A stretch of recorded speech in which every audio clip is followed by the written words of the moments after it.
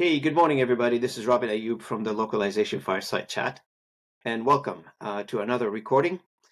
Today, we are recording episode number 90, and I'm coming to you live, I guess, or via recording from the Halifax region in the Maritime in Canada, where it's very snowy, and we're experiencing a winter storm here. So this time I'm traveling, checking on the business across the country, and I made a stop in this area here. So I thought, what else we'll do? We'll do a recording, and I'm honored to be joined by my good friend Atif Malik, and Atif is in Canada.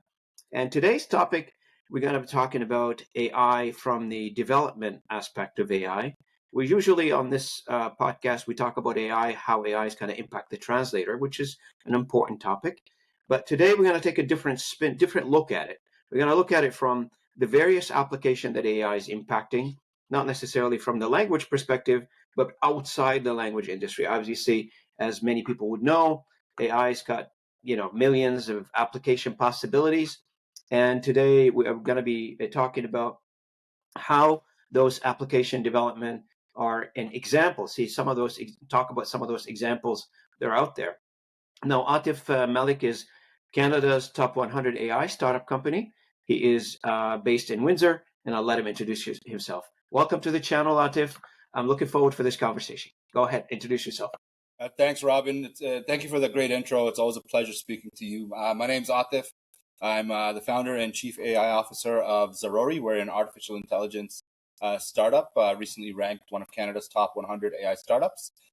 We work primarily in the healthcare sector at the moment, but we see application uses for multiple sectors, and we're going to kind of get into that as well. Just a little bit about us. We sit on the Regulatory Affairs Committee and the Environmental Protection Committee for MedTech Canada, and we have great conversations about the use of artificial intelligence in medical devices across Canada and how that is going to impact healthcare. Currently, we are working with networks of hospitals in the US, and that's kind of leading into a bit on our conversation and about how come so many Canadian AI startups are going down south for their business development and for their client acquisitions, right? And what's going on in Canada and over this journey. And I'm sure you've noticed a lot of the same things, Robin. We've really been, we're really seeing what our strengths are in this area. And there's a lot of area for improvement as well. And I'm hoping to get into that today with you. Absolutely. And you know what? I am so honored to be talking about AI in Canada because most of my conversation's been about AI, and I seem to be talking about AI always with people outside of the country. But I know there is a thriving community that is AI based in Canada, but we need to bring that to the level of the conversation that we're having today. And I'm hoping to have more and more of these types of conversation with AI experts such as yourself, Atif, in Canada. And you bring up a very good topic. Like, I've been in business development in Canada for, many years. I don't want to state number of years, but many years. And it sounded to me like it always been my experience, at least my experience, that anytime you want to try to commercialize an idea or you bring a new product or service, for us Canadian, it's very hard to market it in Canada. You almost have to go south of the border, create a success out of it, then bring it back inside the Canadian borders. What do you think of that? I think from my experience, that's generally the way that myself and a lot of startups, the direction that we're headed in.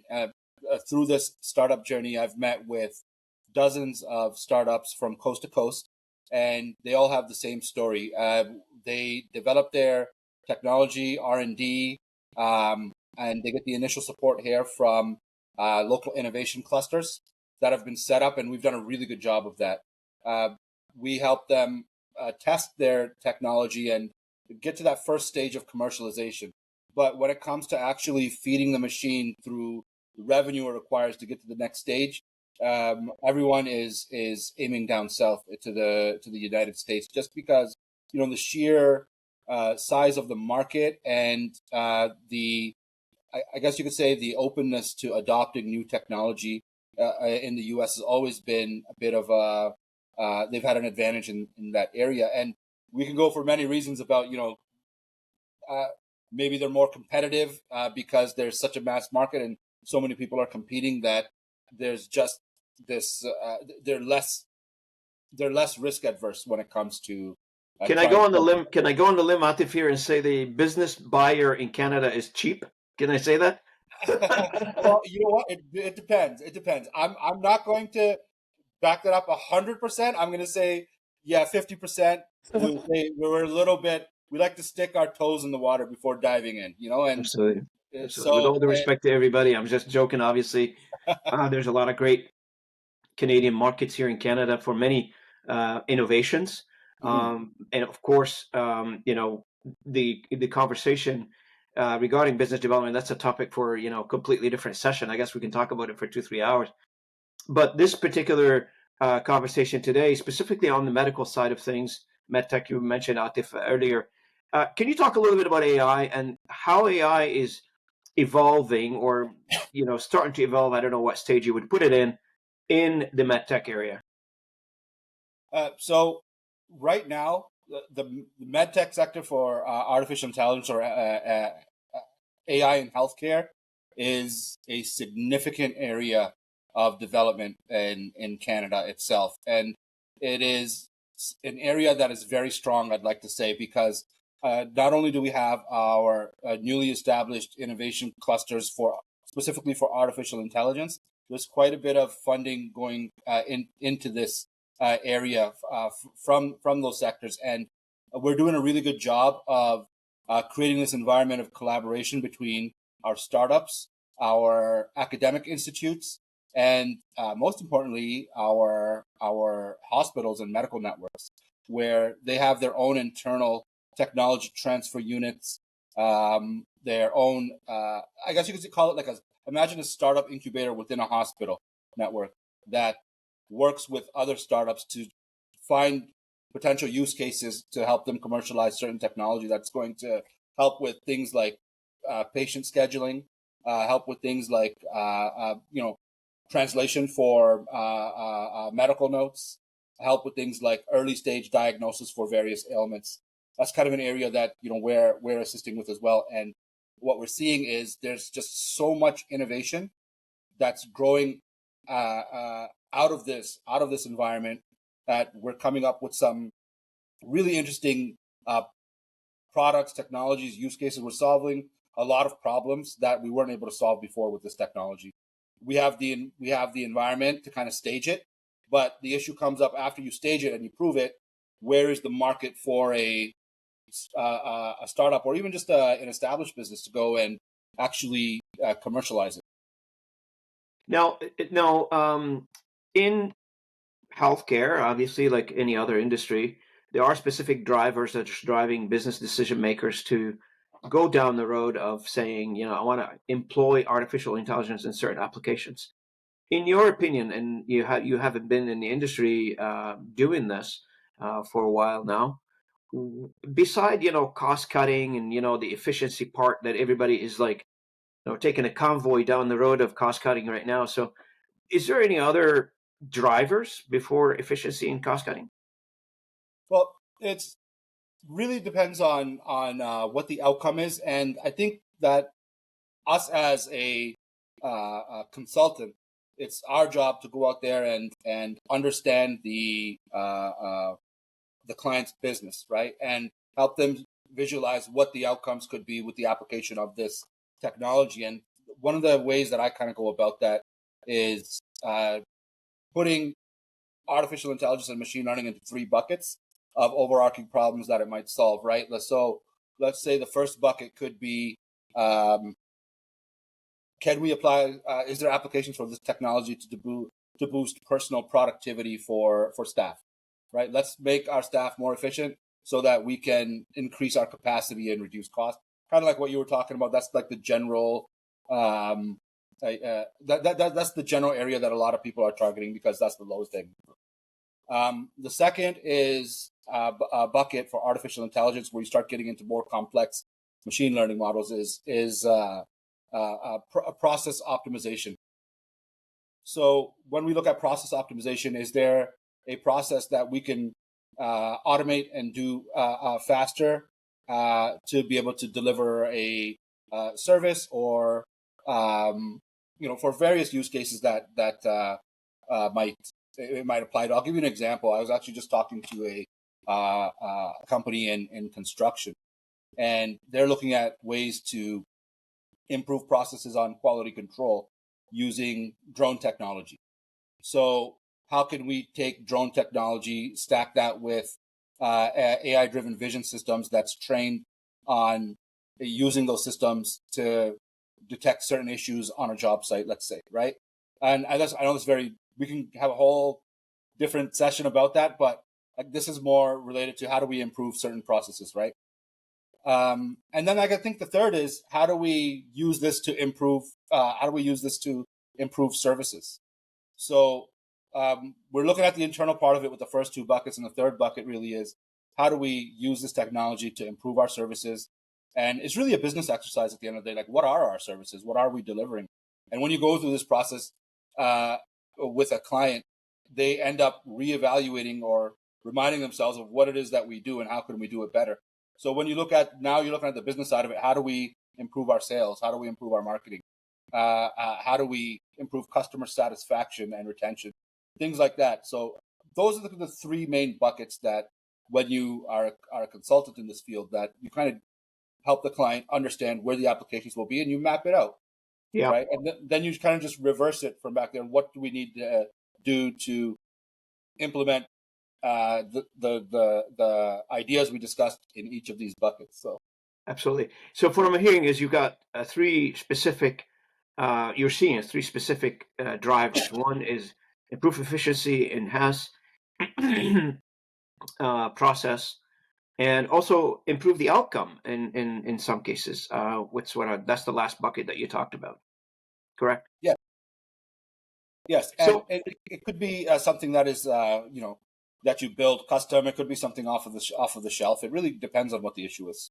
absolutely. Now, I can't help but to think, like, when we're talking about AI deployment in general, specifically in the medical field, the biggest, I would say, I don't know if it's a challenge or not, but the biggest challenge would be is private data and private information and private security related to the data. Now, from what I understand, and I could be completely off on this one, the AI deployment generally uses public cloud for deployments. So what are the mechanism and how are you guys deploying some of these solutions in a medical environment, keeping in mind all the other regulation regarding private information access? Right. So we actually have an adoption committee, and working that adoption committee helps us provide all the checks and balances with our deployment and training on specific models. We also work with some leading data scientists to make sure that some of the use cases we have present minimal risk, and if there is a risk, how do we mitigate that?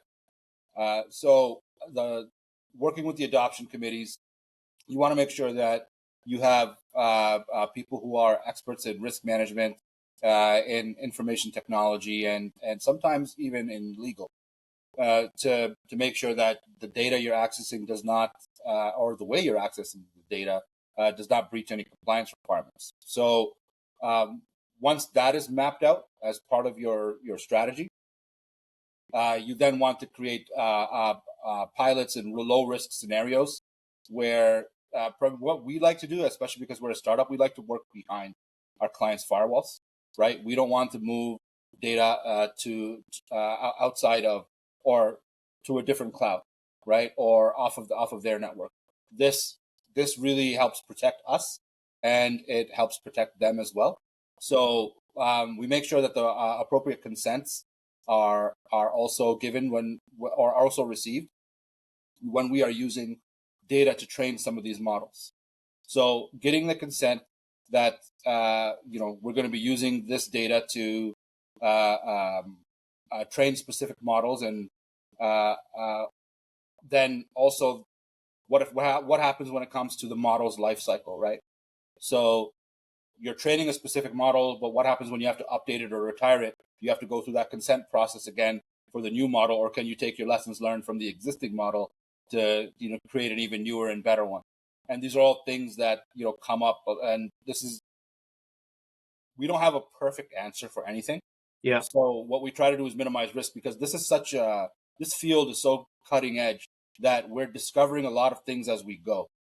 And there is a lot of risk with that, unfortunately. But I think the way this is being, the way that the market and the industry is going, everyone is saying, let's push forward, right? As you see with, the new incoming administration in the U.S., U.S. is going to be an AI first economy. Mm-hmm. Now, And one of the things that is very important to our client to understand here, especially what you just mentioned, which is very, very important for, at least from what I hear from my audience and from the guests that I've had on this channel before, is that deploying AI behind a firewall, behind the client firewall, that's a very important point in my world, and in the world that I work with and talk to. It seems to be that, again, like I mentioned earlier in my question to you, seems to me like the ones that we aware of is deployment at, not inside the firewall, outside the wall, but deploying AI inside the firewall. So I'm assuming it's got some pros and cons. What are the advantages, disadvantages? Of course, higher security, but do you lose anything by putting AI inside the firewall? well, most of our models fall within those three buckets that I mentioned. So it's really, we don't personally lose anything ourselves, because we have full control over the environment, and we have access to resources whenever we need to scale. So I have not come across any limitations with this approach. I think because, well, we're also in the startup phase as well, right? Yeah, you'll discover. Once we grow, exactly, right? So once we grow and our capabilities increase, we may need to have more control, right? Which will present a whole completely different layer of risk, right? But right now, I think we're comfortable working behind the firewall, because we end up taking advantage of their existing security controls as well.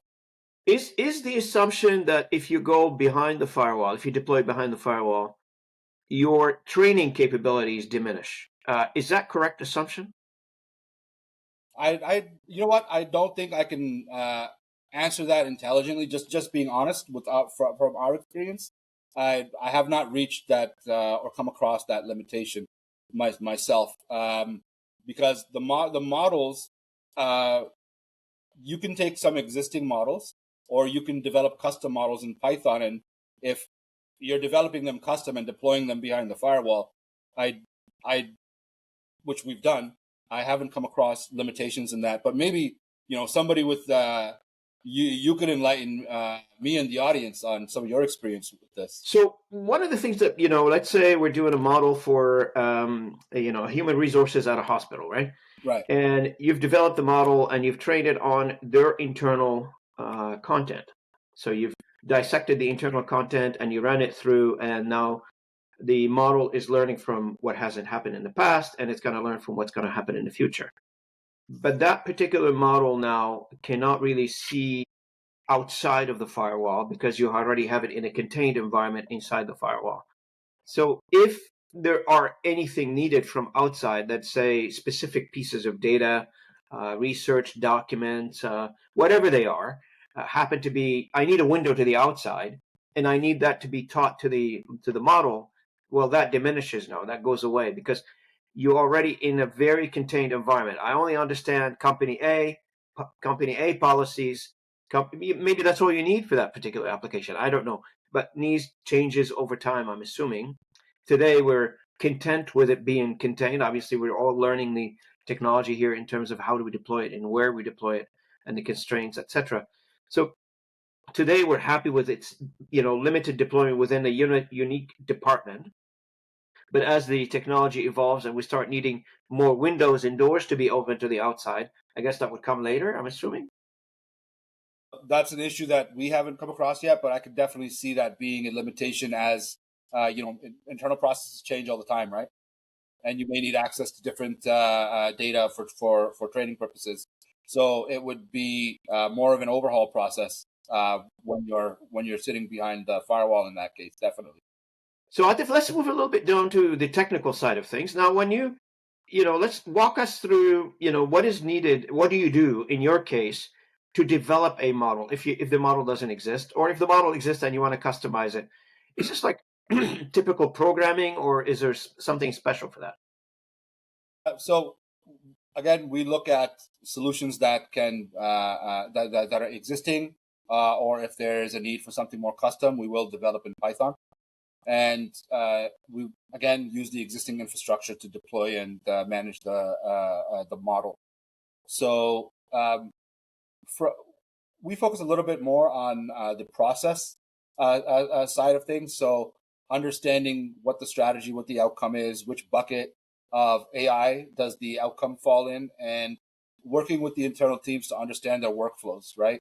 It's a whole exercise on looking at how is this work being completed from beginning to end, all of the steps in between, and documenting that and training your models on that. Then also understanding what type of data that these models need access to perform certain functions. I think from my experience, the majority is the data optimization, right? So once we look at what type of data these systems need access to, we figure out how can we, so let's say a human, they're working with multiple systems, and each system is siloed to be able to produce one document or one report or one insight.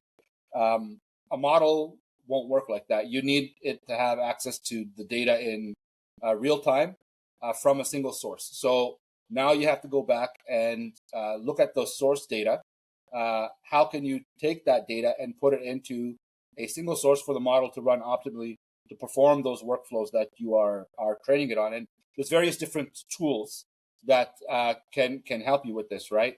So you're looking at a very layered approach, taking the source data, connecting it with ETLs, taking those ETLs and transforming that data into, let's say, a centralized data mart that could be a data warehouse or a data lake, and then injecting that with your artificial intelligence models. So some people are, they're using some pre-built models from Amazon, Watson, Microsoft, and if it's something that requires something more custom, that can always be built in Python. So from my experience from the technical side of things, I think that we're focusing more on data management and optimizing that. So which brings me to the data itself that you use to train a model. What's your opinion on data in general?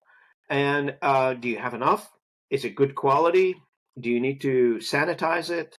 Does it have an expiry date that you have to work with or build certain protocols around? Can you talk a little bit about the data itself? Absolutely. Yeah. So oftentimes when we go into an environment, we see that the data is not optimal, right? But then they have requirements around, how long they have to keep certain data.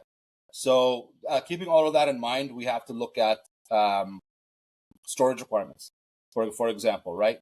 And what type of resources we need for that. Also looking at the data, what type of information might need to be sanitized is exercise that we would go through with through the committee that we talked about, where you have your leadership teams, you have your risk managers, and through the ETL process, when you extract, transform, and load that data, you want to make sure that you're capturing or sanitizing that information before it hits your centralized data mart, and because that's the information that the model is going to have access to, right? I think also looking at the data, you want to be able to train the users on what that the results are going to be when they're using these models. So what type of information will be available, what type of information will not be available, and in some cases we can reverse it where the user is using these models to inject the data back into the system, right? And how do we follow the sanitization processes and storage length requirements for that type of scenario? Look, I'm very surprised, though, Atif, that you're using I don't know, I'm not familiar with that type of it until we had this conversation this morning. this morning is that you're only using a one single database to bring a whole bunch of data into it and make sense of that data. I'm surprised that you're not integrating, or we don't integrate directly with those sorts of database. I'm going to give an example. I'm an employee. I'm just want to check to see how many vacation days I have. I'm assuming in this case, if my vacation days are not, if my current vacation days are not in a single data system, then I'm not going to be able to get a straight answer. Versus being integrated to where the vacation days are kept, and or maybe our working hours or how much I'm getting paid and all that information. So that single source has to be homogenized in a single database. That's what I'm hearing, correct? Uh, from our experience, we find that the models run optimally when they have access to single source data. But one of the things I want to clarify is we're not changing the source data or the source database. We're You're building copying it. layers on top of it, right? So Yeah. the source data remains where it is. Those databases don't change. When we use ETLs, that's what transfers. That's the connector between the source data and the centralized data mart. So that's where the AI is getting all of its information from, and it follows a chain from the source data. And sometimes the source data is connected through an API, for data that's required in more real time scenarios. So now let's switch a little bit to talk a little bit about your company, Zarori. What? Just walk us through the process. What drove you to form a company, and how are you feeling so far? Well, my background is as a technology consultant, a virtual chief information officer, working with manufacturers, healthcare providers. I've worked with many different industries, and I've always played the role as an advisor, helping clients build roadmaps, and that required really understanding their businesses and where they could be more efficient, where they could be more profitable, and something I really loved doing. Um, with artificial intelligence and being released publicly, I just saw a massive opportunity to take what I was doing and really help a lot of people, really enhance people's businesses and organizations using cutting edge technology like I haven't been able to do before. Even though this is a sector I'm in and I've done a lot of great work in that area, but the value that I see that artificial intelligence is going to provide is like no other. So I decided to, really, jump at the forefront of this. Excellent. Well, give us an idea of the structure of the company. Do you have where is it located? How can people reach you? If somebody's listening to this conversation, Atif, and they said, "Hey, listen, this sounds good to me. I want to get a hold of you guys." Tell us a little bit of information, some demographical information about your company. So we're based in Windsor, Ontario, but we're kind of scattered from uh, Windsor, the GTA, the United States, and we're a remote first company. And we can be reached at you can reach us at www.zarori.com. That's ZAROI.com. And you can also look me up on LinkedIn. Well, yeah, like Atif Malik is on LinkedIn. I'm connected to him as well. If you need any recommendation or any introduction for my audience, please reach out to me. I'll happy to introduce you to Atif as well. And we already introduced you to a few, so one at least one. I'm hoping another one comes in my mind as well. So we'll see how that works. Trying to support and help entrepreneurs in Canada as much as I can through my podcast and through the conversations by elevating the dialogue about various topics. AI is on top of mind for everybody now, and the conversation is all everything AI. You go to the supermarket, people talk to you about AI nowadays. It's just like I can't go anywhere without people mentioning AI to me. Yeah, no, it's the hottest topic in tech right now.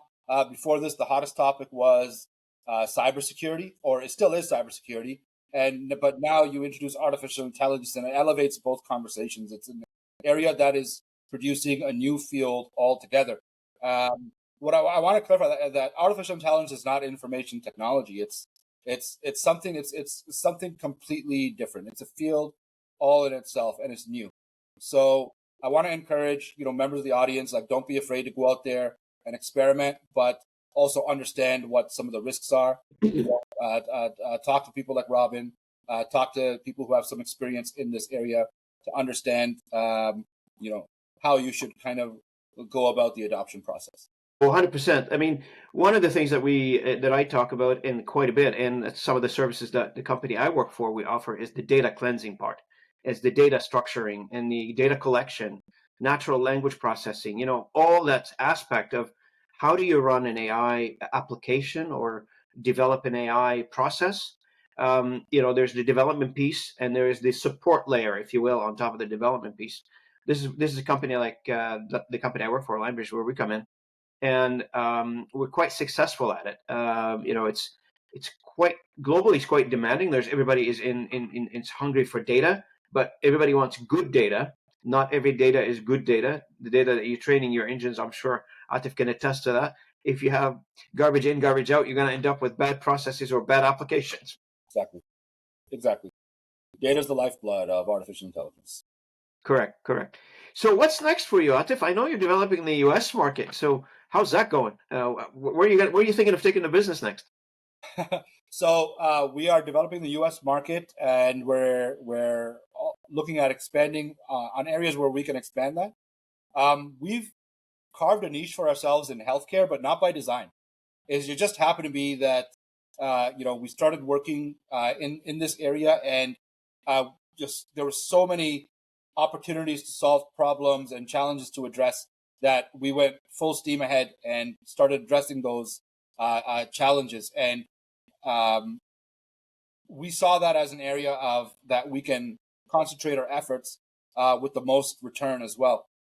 So we see the same thing in Canada, but again, it's a smaller market. Healthcare is not private.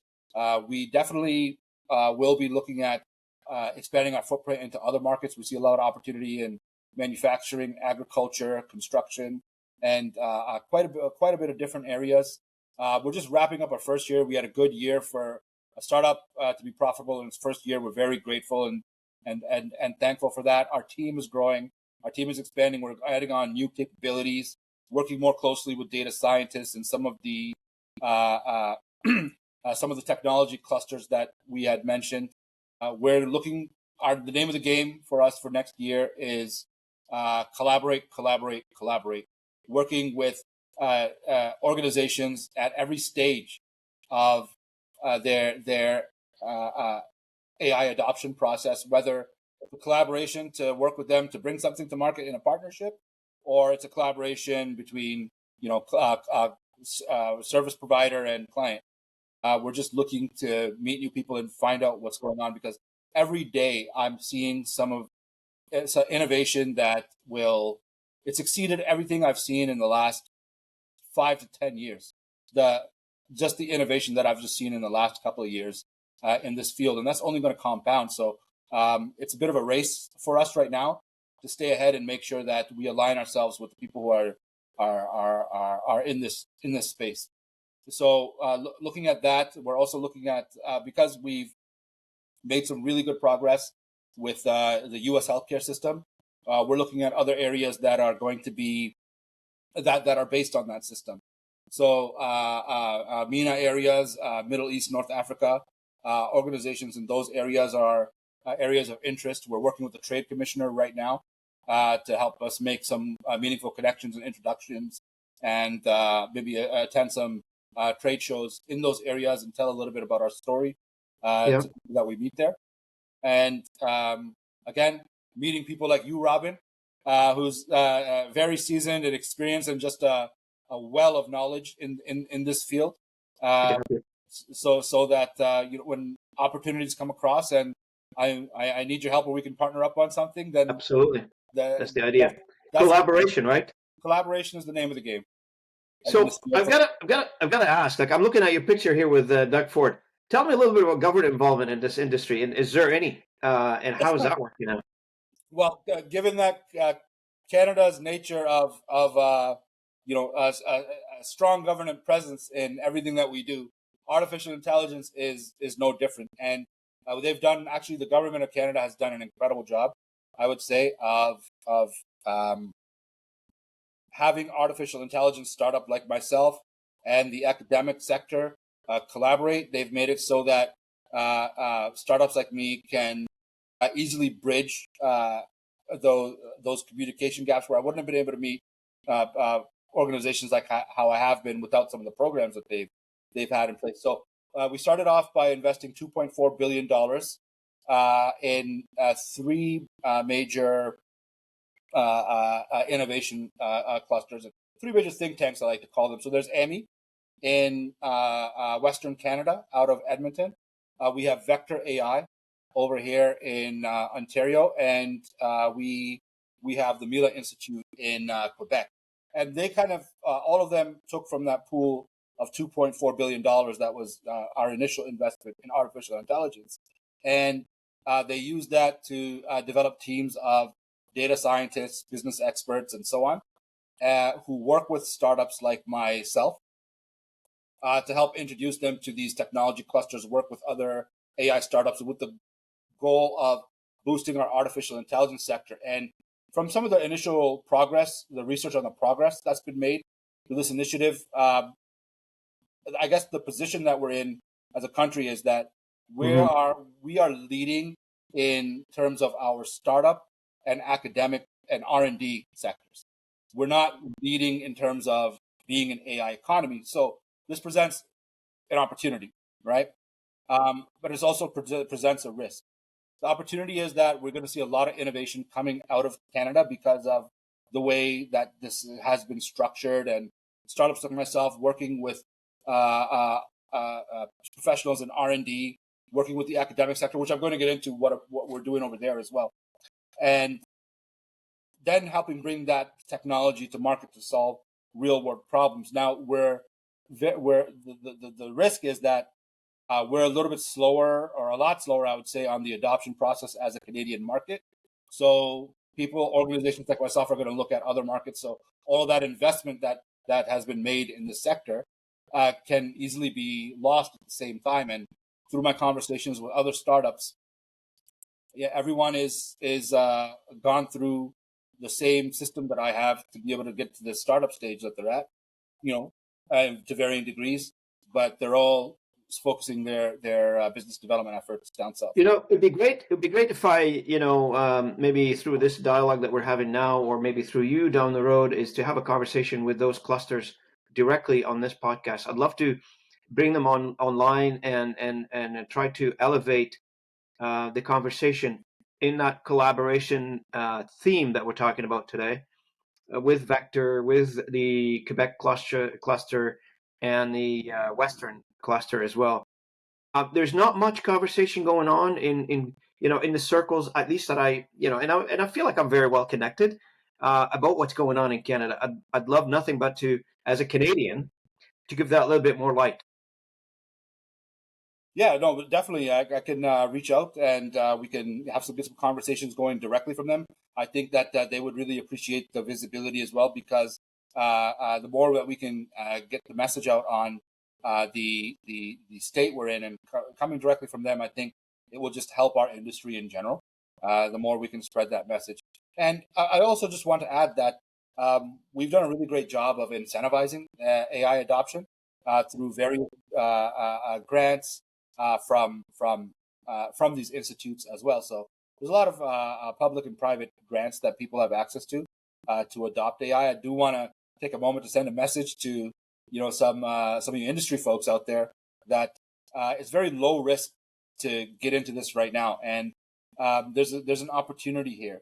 So the opportunity in being a first mover with new technology is that you gain a competitive advantage when it's done right over your competitor. That could boost profitability, increase efficiency, everything that you want to do as a business leader. But the risk of not adopting is that your competitors are going to do this before you and be able to do what you're doing better, faster, and Correct. less of a cost. And what do you say, the final thoughts, I guess, before we wrap it up, what do you say to the people who are worried about losing their job to AI? What's your thoughts on this one? I got my opinion, but I'd love to hear your opinion. Yeah, I would say that we're not at a stage where this is a big concern yet, but it is something we have to be mindful of. The technology is advancing faster than even the experts and regulators can predict. And at the rate it's going right now, it's going to become more intelligent based on all of the data it's collecting right now. Imagine it's just one big brain that's learning, right? And it's going to learn how to do newer and better things. We're going to get there eventually, but right now, I want to make sure that everyone who's worried about this understands that this is a tool that can help you in what you do day to day right now. It will make your personal and professional life a lot better if used properly. So don't be afraid of it. Dive into it. Start experimenting with it, but also understand some of the implications of that. Absolutely. Hey, any final thoughts before we wrap it up? Yeah, no, Any final absolutely. comments? I want to mention about R&D. Yes. I think for any other startups that are part of your audience, definitely take some time, speak to the R&D departments of various academic institutions, colleges, universities. They're coming up with some great technology that they need partners like you to help them commercialize and bring to market. And I think that's where the strength of a lot of these startups is going to be, is to make those connections and collaborate to bring those that technology to market. And the question on R&D, I guess I'm glad you brought it up. I just remembered. Um, through the cluster, is there the AI cluster of Canada? Is there a AI credits? Is there grants? People like who are starting up, can they get some financial support from those clusters to get going? Yes, absolutely. So there's so much support right now. There are clusters that will help you get grants for projects, so that the let's say at least about 50% of the cost of your client's AI project with you will be covered by this grant. And then there's the potential I want to stress, to stack that with other credits like SHRED, SR and ED and IRAP, Yeah. which provides another a 30% tax credit. So the barrier to entry right now for artificial intelligence is very low, and that's not going to stick around forever though. So that The barrier window. to entry is going to get higher when the funds start to go down. Yeah, Right, yeah, right yeah. now the funds are available, so don't hesitate. Yep, yep, absolutely. Any other topic we didn't cover today? I'd love to have you again on the channel. If I missed something, I'd love to bring you back in again and when continue this conversation though. I would love it, Robin, and you know, I had such a great conversation with you today. One of the topics that I think we should definitely touch on the business side of things, and I think this is going to be something important to both of us, is the incoming threat of tariffs from the U.S. and what that means for Canadian-based companies and this whole ecosystem we have. Like we talked about our startup and our I know. R&D, right? So this is quite a hot topic. I think we should shed some light on. Okay. What's your opinion on it? I think that it is going to be very interesting, very interesting to say the least. And it can be, it's a very, you know, I think it's a clear but tricky challenge to navigate. It requires a lot of insight into our policies. Is there anything we should be doing different? Hmm. How do we ally ourselves with our biggest trading partner in a way that we can have a relationship that doesn't include threats of tariffs and I almost want to call it economic warfare, right? It could be very damaging to our sector. So So, do you think, like, a shift, would that shift the calculus of some of the entrepreneurs instead of establishing in Canada in a tariff war, since business development is going to happen in the US, I'll establish in the US. Why would I establish in Canada? right, but well, we have one of our feet in the states as well, and in anticipation of things like this, plus the opportunity that the U.S. Presents as well. But I also heard there was a threat of us becoming a 51st state. So No, I don't know. Threat opportunities, it's just a threat opportunity, depending on how you look at it, right? it depends on how you look at it, who's sitting on which side of the fence. Yeah. Hey, So hey, I want to go ahead. no, I'm just on another subject that I was hoping that we could maybe touch on as well, is the need to have a strategy before we start looking at the actual technology, right?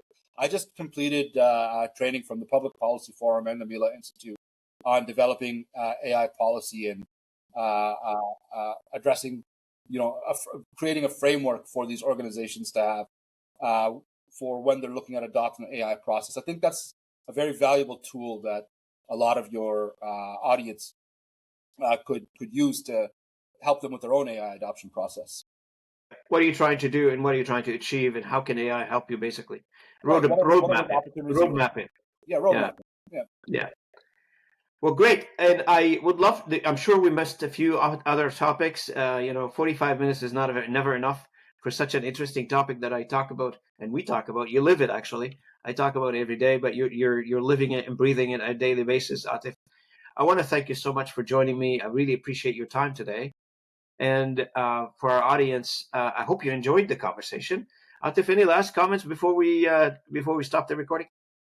No, I'm just really grateful that Robin that you had me on your podcast. I reached out to you, and you were just so welcoming and receptive, and hey, we've had a great conversation, and I think it's very valuable, to your audience, and I'm looking forward to hearing their feedback. Oh, absolutely, and we'll forward some of those feedback to you.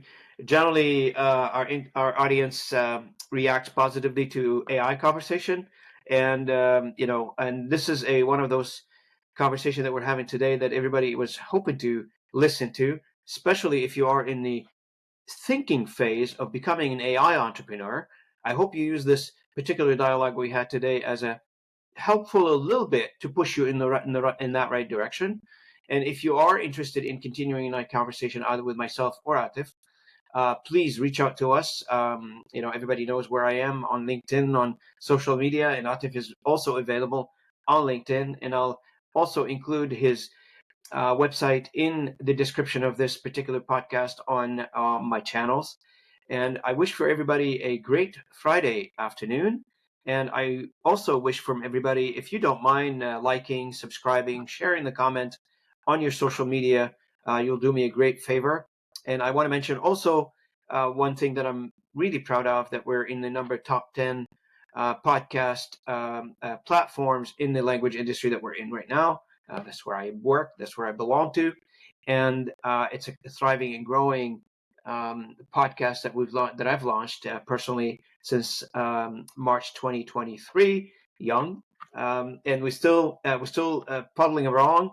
We're still excited. I'm still excited. I get passionate about talking to people like Atif today, and I get excited about recording another session. People know that, and I've got people telling me that they listen to me in the gym. I don't know why, but here, I appreciate wherever you come from the gym. If you want to listen to me on the road, it doesn't matter.